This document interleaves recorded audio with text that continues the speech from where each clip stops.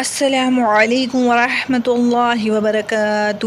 اعوذ باللہ من الشیطان الرجیم، بسم اللہ الرحمن الرحیم۔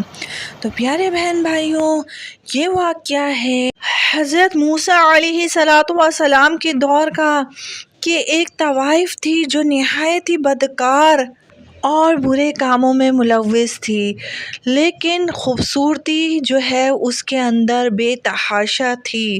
کوئی بھی مرد اسے دیکھ لیتا تو برا کام کیے بغیر نہیں جاتا۔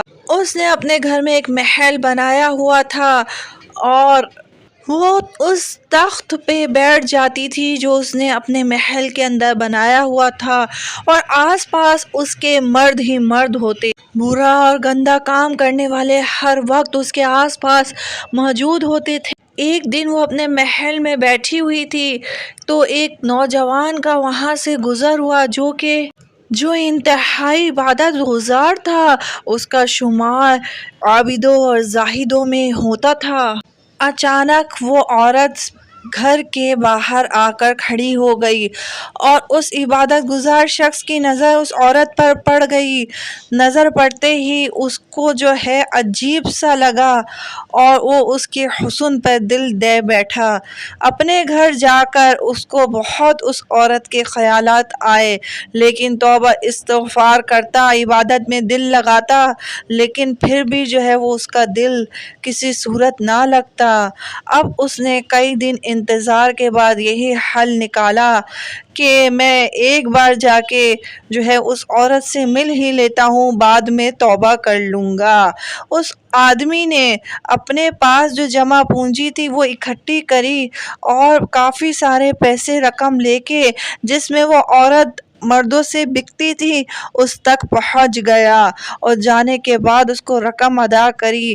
جیسے ہی وہ شخص اس عورت کے قریب جانے لگا، اچانک اس کو خدا کا خوف محسوس ہوا، کیونکہ ساری زندگی اس نے جو ہے تقوی پرہیزگاری میں گزاری تھی، اور وہ ایک دم سے اس عورت سے پیچھے ہٹ گیا۔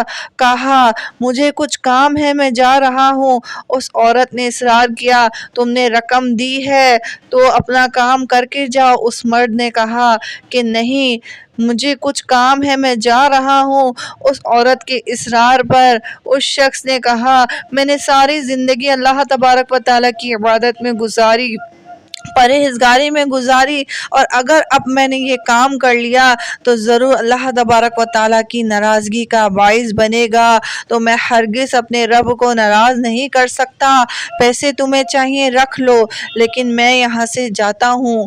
اس کے جانے کے بعد اس عورت کو اتنی حیرت ہوئی کہ میں نے یہ کیا کیا، میں نے ساری زندگی اپنی کیسے گناہوں میں گزار لی اور ان گندے کاموں میں گزار لی، یہ جانتے ہوئے کہ رب کی پکڑ بہت بری ہے۔ اور اس شخص کو دیکھو، ساری زندگی عبادت گزاری میں گزار کر بھی اس سے ایک بار بھی گناہ نہ ہو سکا۔ اے اللہ پاک، مجھ گناہ گار عورت کا کیا بنے گا، اور میں بھی اب گناہوں سے توبہ کر لوں سوچتی ہوں۔ یہ سوچ کر وہ حضرت موسیٰ علیہ نبینا علیہ السلام کے پاس گئی۔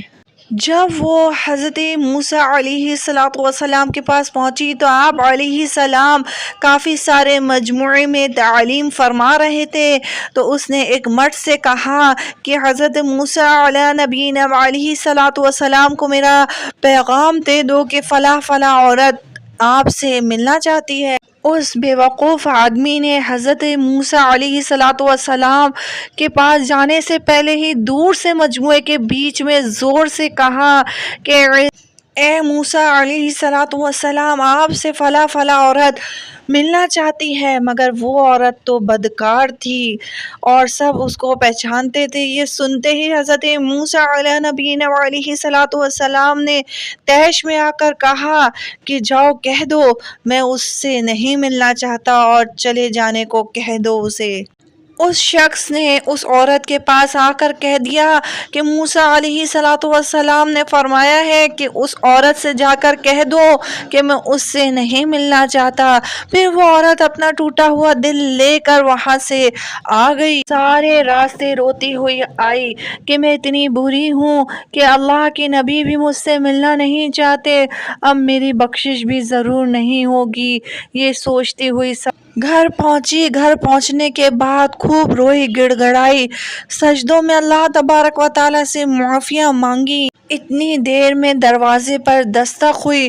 اس نے سوچا کہ شاید مجھ سے گناہ کرنے کے لیے کوئی مرد آیا ہوگا، کیونکہ مردوں کا آنا جانا تو وہاں لگا رہتا تھا۔ اس نے سوچا آج دروازہ کھولوں گی ہی نہیں، مگر دروازے کی دستک تیز ہوتی چلی گئی۔